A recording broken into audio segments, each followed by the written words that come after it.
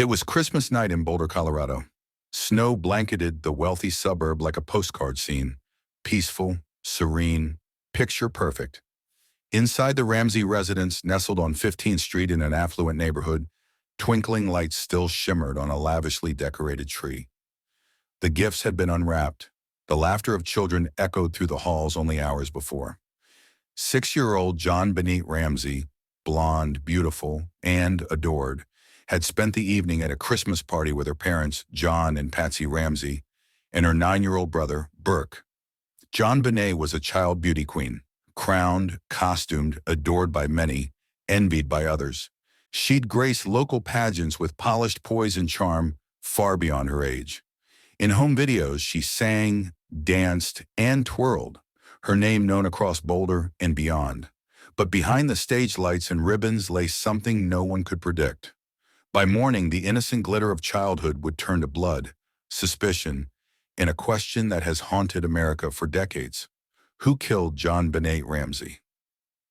The morning of December 26 began like any other, until it didn't. Just before 6 a.m., Patsy Ramsey awoke to a horrifying sight. At the bottom of the staircase, she discovered a note, 3 pages long, typed. No, it was handwritten, neatly, deliberately, the tone of a movie villain. It claimed JonBenét had been kidnapped. It demanded $118,000, an oddly specific figure, one that matched John Ramsey's recent Christmas bonus to the dollar. The note warned the Ramseys not to call the police. But Patsy, hysterical and frantic, called 911 almost immediately. In the background of that call, muffled voices have since stirred endless debate. Some claim they heard Burke, others say John, whispering words that were never meant to be recorded. A dispatcher remained uneasy long after the line disconnected. Police arrived minutes later. Officers swept through the home but found no sign of forced entry. No broken locks, no shattered windows, no JonBenét. The ransom note was taken into evidence, but not isolated or protected. Strangers walked through the house. Friends came by to comfort the Ramseys.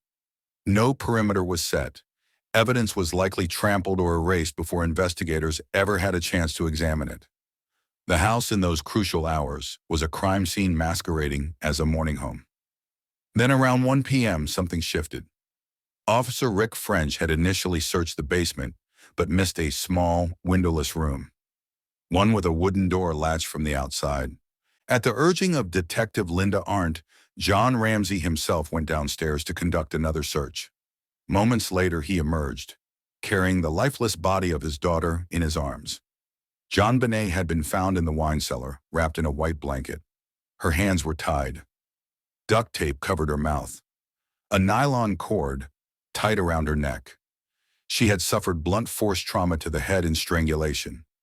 A garrote made from a paintbrush was used, a weapon fashioned from items inside the house. Her body was stiff. She had been dead for hours. John placed her on the living room floor. Patsy screamed. Friends wept. But the damage had already been done. The crime scene, now irreparably tainted, would offer few clues with certainty. And so began one of the most infamous investigations in American history. That day, as the sun set over Boulder, the media descended like vultures. Camera crews parked outside the Ramsey home. Reporters dug through pageant footage and family interviews.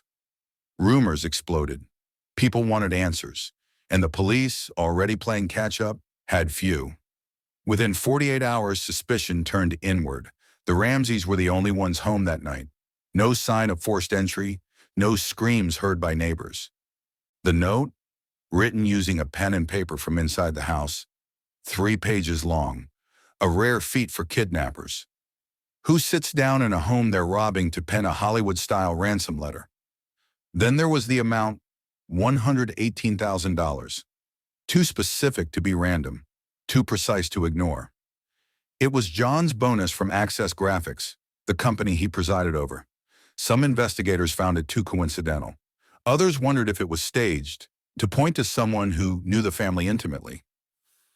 Burke Ramsey, just 9 years old, was questioned but not thoroughly interrogated. His demeanor, captured in tapes years later, would spark renewed curiosity. Was he protecting someone? Was he in shock? Or was he simply a child caught in the middle of a nightmare? The autopsy only deepened the mystery. JonBenét had suffered a fractured skull, 8 inches long, yet there was little external bleeding. The strangulation came after the head injury, suggesting a staged scene. Her stomach contained pineapple, yet no one recalled feeding her any after the party. A bowl with pineapple and a spoon bearing Burke's fingerprints was found in the kitchen. A flashlight cleaned of prints sat on the counter. Still, the Ramseys maintained their innocence. They hired lawyers, public relations experts. They refused to speak with police in formal settings at first. Instead, they went on CNN. "We did not kill our daughter," John stated firmly on national television, but the court of public opinion was already forming a verdict. The Boulder Police Department fumbled. Evidence was mishandled. Leads were lost. The DA's office and law enforcement clashed repeatedly, each blaming the other. The case spiraled into a chaotic circus, and all the while a little girl's murder slipped further away from justice. Years passed. Suspects came and went. A schoolteacher falsely confessed. Intruder theories emerged, then faded. New DNA testing suggested an unidentified male, not part of the family. Still, no arrest, no closure. And yet, for millions across America and the world, one image remains. A 6-year-old girl in a tiara, her smile frozen in time, and a question that echoes louder than ever. Who killed JonBenét? This is the Untold Trace, and I am your host. What happened that Christmas night in Boulder isn't just a mystery. It's a mirror into America's obsession with beauty, privilege, and justice denied. Stay with us as we unravel the case piece by piece. Like, follow, and subscribe for more haunting truths they never wanted you to uncover. The ransom note was unlike anything investigators had ever seen. 3 pages long, neatly handwritten, carefully placed on the staircase, and composed with dramatic flair, it read like something pulled from a crime thriller. "Mr. Ramsey, listen carefully. We are a group of individuals that represent a small foreign faction. We respect your business, but not the country that it serves." The letter continued with theatrical threats, referencing JonBenét's life and warning against police involvement. The demands were precise: $118,000 in cash, $100,000 in $100 bills, and the rest in $20s. It even instructed John Ramsey to withdraw the money from his account and await further instructions by phone. But there was no follow-up call, no voice on the other end. No one came for the money. What kind of kidnapper leaves a ransom note and then fails to collect? That was just one of the many puzzles that sent detectives into a tailspin. The note, its language, and its length sent up immediate red flags. And perhaps most suspicious of all, it was written using a pen and pad of paper from inside the house. Not only that, the note had likely been written after the murder. Investigators recovered a rough draft in the trash, suggesting the writer had taken their time, rewriting, correcting, perfecting the message. Who could sit in a house where a family slept upstairs, commit such a brutal crime, then calmly write and revise a multi-page ransom note? If this was a kidnapping gone wrong, why wasn't JonBenét taken? Why leave her body in the basement of the very house they broke into? The more investigators examined the note, the less sense it made. They brought in linguists, handwriting analysts, and forensic document experts. One thing was consistent across the board. The note appeared to be written by someone with knowledge of law enforcement tactics and pop culture references. Phrases like, "Don't try to grow a brain," echoed lines from Speed, the 1994 Keanu Reeves film. Others sounded eerily similar to dialogue from Dirty Harry and Ransom. It read more like a script than a real extortion attempt.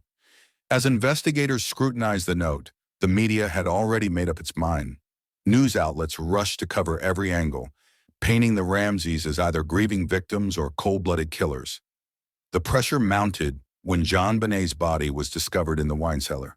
She was found lying face up, her wrists bound above her head with white cord. Duct tape covered her mouth. She wore a white nightgown and a blanket was draped across her. But the most disturbing detail was the garrote, a ligature made from a nylon cord tied to part of a broken paintbrush. It had been used to strangle her. The other part of that brush was found nearby, in Patsy Ramsey's art kit. The crime scene suggested staging. The garrote was tied in a complex fashion, possibly meant to mimic sadistic torture. The tape on her mouth was placed loosely.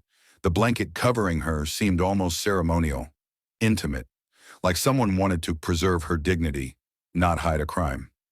Then came the autopsy report. JonBenét had suffered a devastating blow to the head, fracturing her skull. Yet there was minimal bleeding, indicating she may have been unconscious or already dead when strangled. The medical examiner's findings confirmed asphyxiation as the cause of death, with blunt force trauma as a contributing factor. There were also indications of prior vaginal trauma, suggesting either past abuse or a deliberate attempt to make the scene appear like a sexual assault. But there were no signs of struggle, no defensive wounds, no clear evidence of forced entry into the home. The question that haunted detectives was simple yet horrifying. If this wasn't the work of a stranger, then who did this? The media took sides quickly. Some anchors painted the Ramseys as heartbroken, wealthy parents being railroaded by the public. Others accused them of covering up a crime to protect someone within the house. The court of public opinion was split, but growing increasingly skeptical of the Ramsey family. Under the weight of that suspicion, the Ramseys hired high-profile defense attorneys and a PR team. They gave a CNN interview just days after their daughter's murder, pleading their innocence. But the optics of media management over full cooperation with police further fanned the flames of public doubt. Detectives felt stonewalled. The Ramseys refused separate interviews with police. They delayed answering critical questions. And every time new information emerged, it seemed to raise more questions than answers. Meanwhile, forensic teams were combing through the crime scene.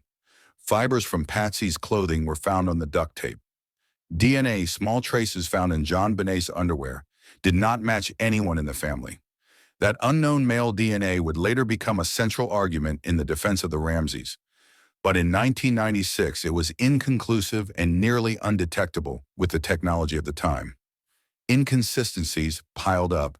Patsy claimed to have found the note on the staircase, but investigators wondered, how did she go straight to it without seeing it earlier? Why was it placed on a back staircase rarely used? John Ramsey's behavior also drew scrutiny. When he found his daughter's body, he picked her up, carried her upstairs, and laid her down in the living room. In doing so, he unknowingly contaminated the crime scene. But was that a father acting on emotion or a man staging evidence? The Boulder Police Department was underprepared for a case of this magnitude. Mistakes were made almost immediately. The house should have been sealed off, the crime scene preserved. But that didn't happen. Friends and family walked freely throughout the home in those crucial early hours, unintentionally compromising evidence that could have cracked the case. The district attorney's office clashed with law enforcement, internal politics, fear of a lawsuit, and the national spotlight paralyzed progress. Leads went cold. Evidence grew stale. And a 6-year-old girl's murder became a legal nightmare. Then came Lou Smith, a veteran detective brought in to consult on the case months later. He offered a different perspective. He believed the Ramseys were innocent and that an intruder was responsible. He pointed to the broken window in the basement, scuff marks on the wall, a suitcase under the window that might have been used as a step. He cited the DNA as crucial, suggesting someone outside the family had entered and murdered JonBenét. But his theory was not embraced by everyone. Many in law enforcement felt it was too convenient, too far-fetched. The house had a sophisticated alarm system. No footprints were found in the snow outside. And if an intruder had entered, how did they navigate the dark, unfamiliar house, commit the murder, then write a detailed ransom note and vanish without a trace? The public watched helplessly as the case spiraled into confusion. Television specials dissected the crime scene. Tabloids plastered JonBenét's pageant photos across covers, turning her into a tragic icon. Conspiracy theories spread like wildfire, some accusing the parents, others pointing fingers at Burke, and still more imagining a network of pedophiles with powerful connections. In the midst of it all, the Ramseys tried to grieve. But how do you mourn your daughter when the world suspects you had something to do with her death? JonBenét Ramsey was 6 years old when her life was stolen. The investigation into her death would last decades, spawning books, films, podcasts, and public obsessions. But the mystery at its core remains intact. Was this the work of a sinister outsider, or did the answer lie within the walls of the Ramsey home? The case was only getting started, and so were the lies, the failures, the secrets waiting to surface. By the turn of the new year, the JonBenét Ramsey case had become a media inferno. A 6-year-old pageant princess was dead, her wealthy family now at the center of an unfolding drama that blurred the lines between murder investigation and televised spectacle. The face of JonBenét, wide-eyed, poised, and smiling in glittering dresses, was splashed across every tabloid and cable news screen in America. But behind the headlines, behind the public fury and suspicion, a war was quietly unfolding between investigators, journalists, and the Ramsey family themselves. A war over truth, over control, and over one haunting question: was this case being solved, or was it being buried? From day one, the Boulder Police Department was overwhelmed. They'd never handled a homicide like this. Their experience in violent crime investigations was limited, and the scrutiny from the national media only amplified every misstep.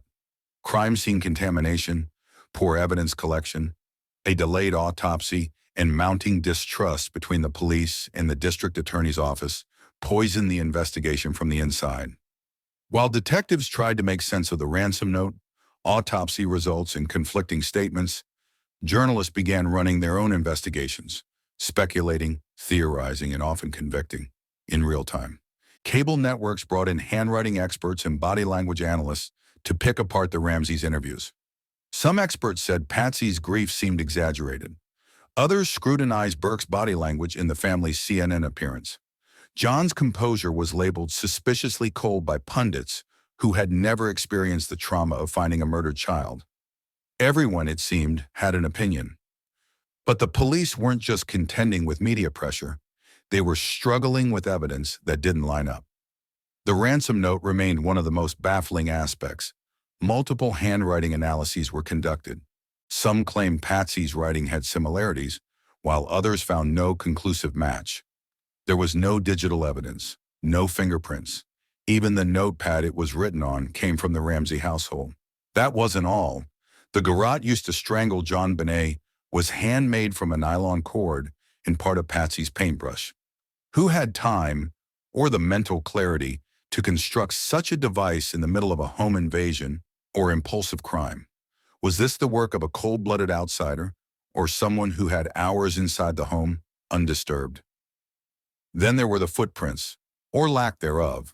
The snowy grounds around the Ramsey house that night were virtually untouched.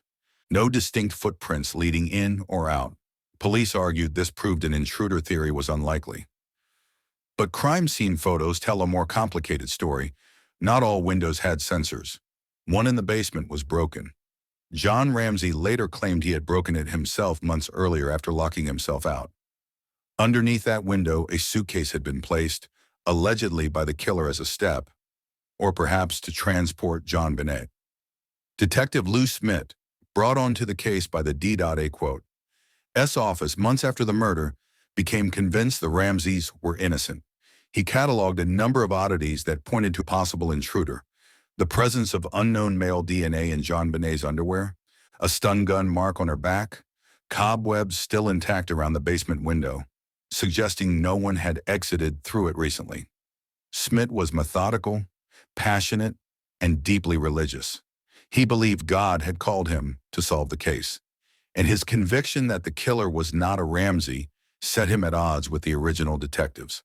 To Smith, the broken window, the marks on JonBenét's body, and the strange DNA were puzzle pieces that the police were refusing to see clearly. But his theory was not universally accepted. Some investigators believed Smith cherry-picked evidence that supported his hypothesis while ignoring major red flags. For instance, the flashlight found on the kitchen counter, wiped clean of prints, was never definitively linked to the fatal head wound, but it was long suspected as the murder weapon. And then there was the pineapple. During the autopsy, partially digested pineapple was found in JonBenét's stomach, yet the Ramseys claimed that they never gave her any that night. A bowl of pineapple was later found on the kitchen table, with Burke's fingerprints on it. A theory emerged. Perhaps JonBenét got out of bed, ate some pineapple, and an argument broke out. An accident occurred. A cover-up followed. But nothing could be proven, and the Ramseys denied it all. The theories kept multiplying. Some believed Burke had lashed out in anger. Maybe he'd hit JonBenét with the flashlight. The head injury matched the shape and size. Perhaps the garrote and staging were meant to cover an accident, but there was no blood on him, no confession, and no physical evidence tying him to the crime. The DA's office, fearing a wrongful accusation, refused to indict anyone without more proof. By 1999, a grand jury convened in secret.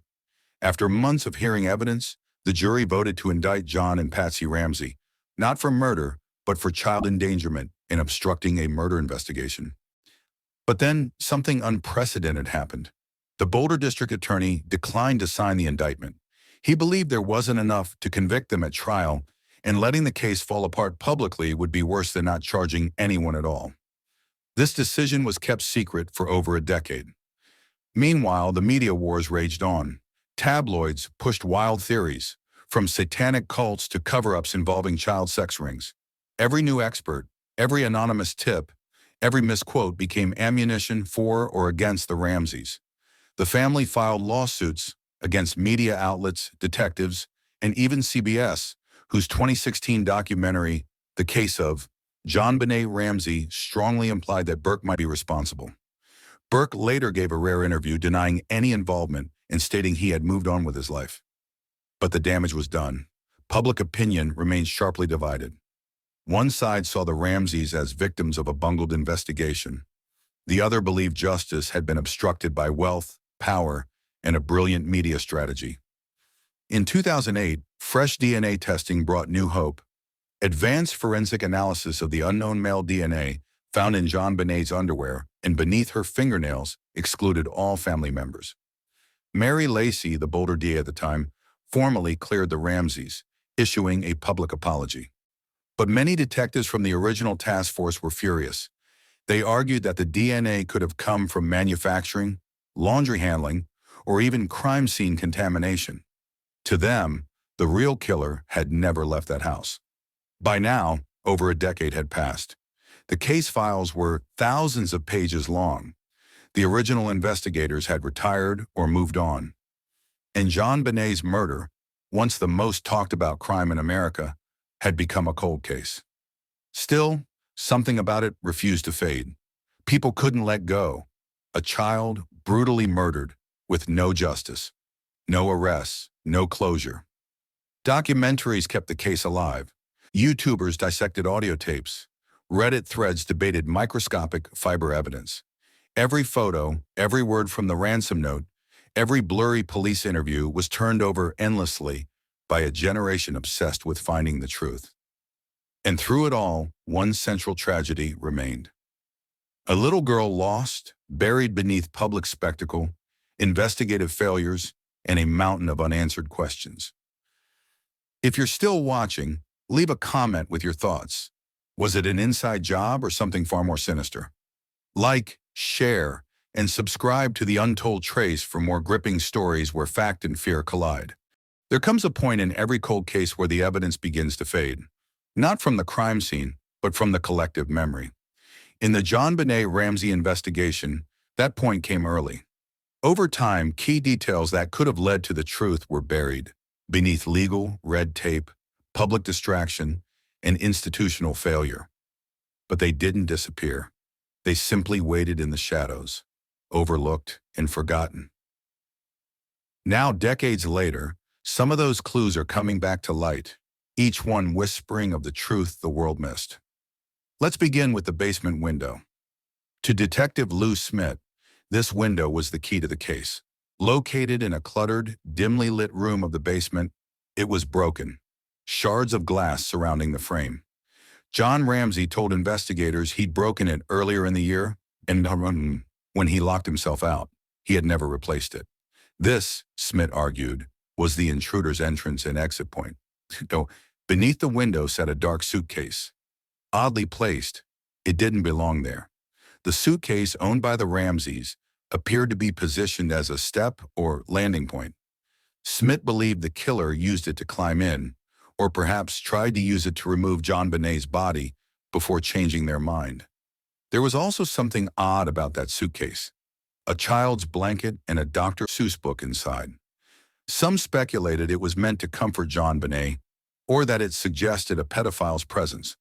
But DNA testing found no foreign traces. The suitcase was never conclusively linked to the crime. Then there was the window itself. Cobwebs stretched across the corners, undisturbed. If someone had crawled through it that night, wouldn't those webs have been broken? Critics of the intruder theory pointed to this as proof. No cobwebs broken, no footprints in the snow, no forced entry elsewhere. But others argued the snow theory was exaggerated. The weather conditions that night weren't consistent across the property, and not every area was snow-covered. What about the stun gun? 2 marks were found on JonBenét's lower back, small, circular, evenly spaced. Some experts concluded they were caused by a stun gun. Smith believed the intruder used it to incapacitate her without waking the rest of the house. That theory divided experts. Others argued the marks didn't match any known stun gun prongs. Some believed they were caused by a toy train track in the basement, its width and pattern eerily similar. But why would a family member use a stun gun on their own child? Why would they go to such lengths to create wounds they'd later have to cover up? Then came the DNA, the most controversial piece of evidence in the entire case. Initially in 1996, DNA technology was limited, but as science advanced, forensic teams revisited the evidence. On JonBenét's underwear and beneath her fingernails, trace amounts of DNA were found. It didn't match John, Patsy, or Burke Ramsey, nor did it match any friends, family, or police. It was unknown male DNA. In 2008, this breakthrough led Boulder District Attorney Mary Lacy to publicly exonerate the Ramseys, stating, "The match of male DNA on 2 separate items of clothing worn by the victim at the time of the murder makes it clear that an unknown male handled these items." She added, "To the extent that we may have contributed in any way to the public perception that you might be involved in this crime, I am deeply sorry." But even this exoneration wasn't universally accepted.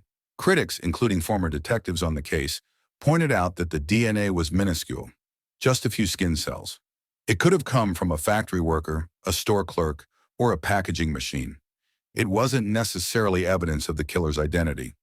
In fact, in 2016, forensic experts raised new questions about whether the DNA might have been from multiple individuals, not a single, mysterious male.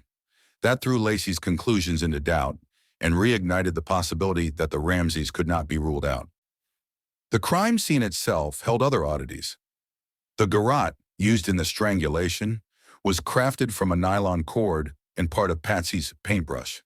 But why would a stranger use items from within the house? Wouldn't they bring their own weapon? Unless they were improvising, or unless it wasn't a stranger at all. There were no signs of forced entry, no broken locks, no tripped alarms. The Ramseys claimed their doors were usually locked, but not always. They had returned home late that Christmas night after a party.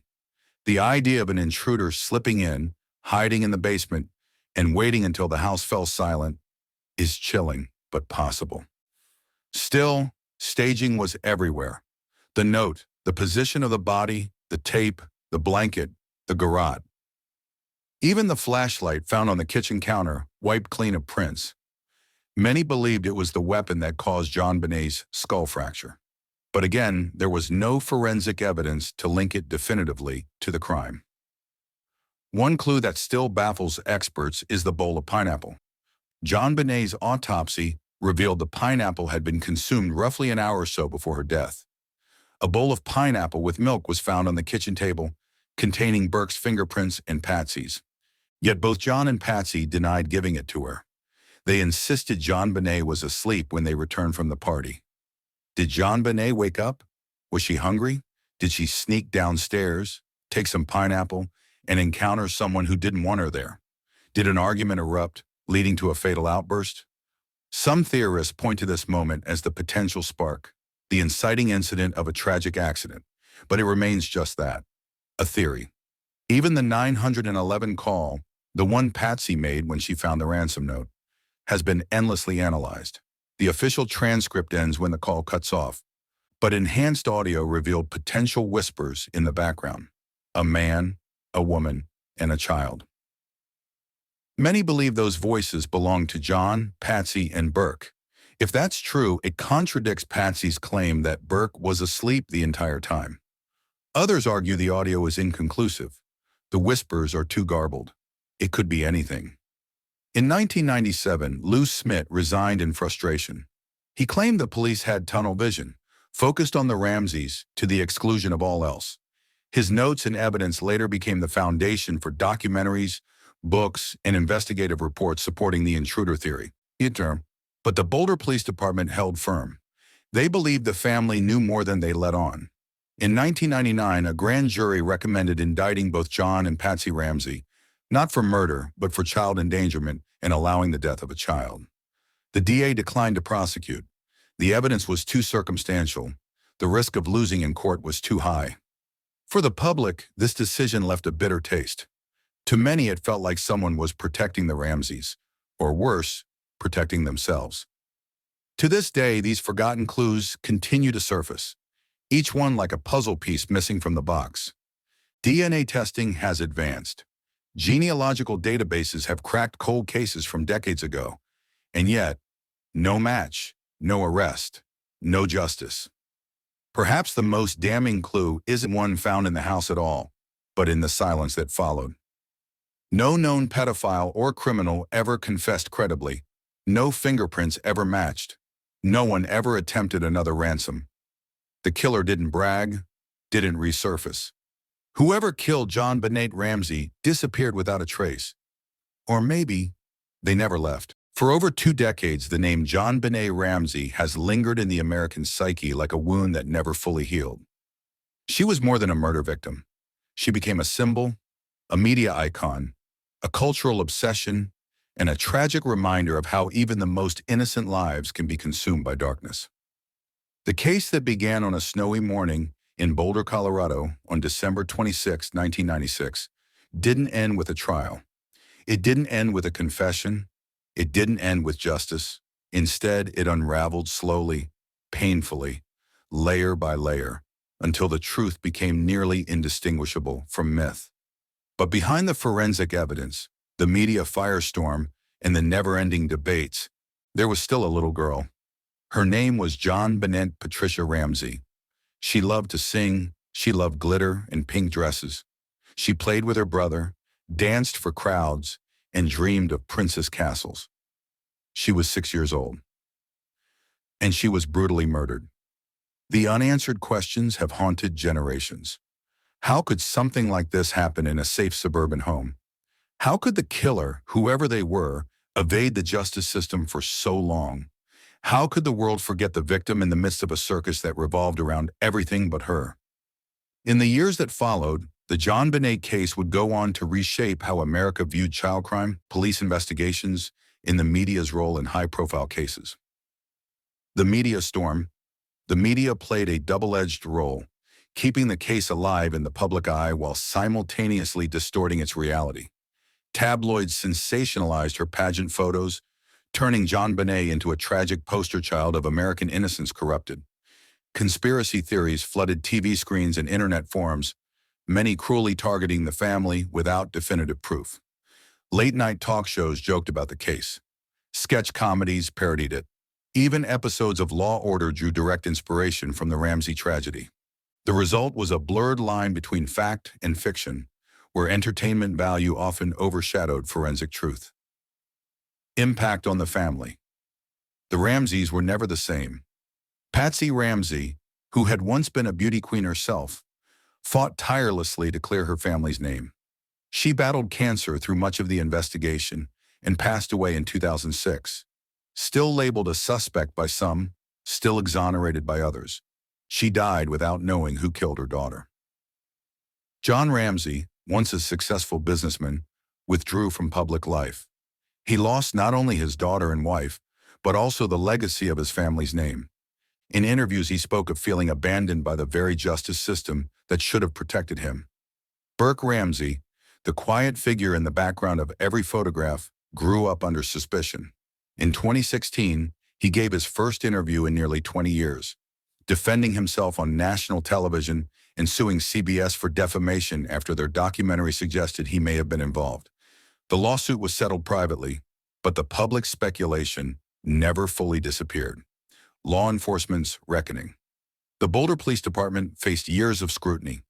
Critics argued that their inexperience with homicide cases, especially one so complex, led to critical errors, allowing friends to enter the crime scene, failing to separate the Ramseys for questioning, and not securing the basement where JonBenét's body was eventually discovered. The conflict between the police and the district attorney's office fractured the case further. Competing agendas, fear of political backlash, and public relations missteps ensured that even the strongest evidence was often diluted by internal chaos. Detective Lou Smith's resignation in 1998 marked a turning point. He believed in the intruder theory and said the evidence led away from the family, not toward them. His notes and videos became part of a growing movement of independent investigators who believed the case needed a fresh lens, one that accounted for missed opportunities and unexplored leads. The rise of independent investigations. With no trial, no suspect, and no closure, the public took matters into its own hands. Documentary filmmakers, online sleuths, and retired detectives reignited the case. From YouTube breakdowns to Netflix specials, the internet became a sprawling archive of theories, reenactments, and amateur analyses.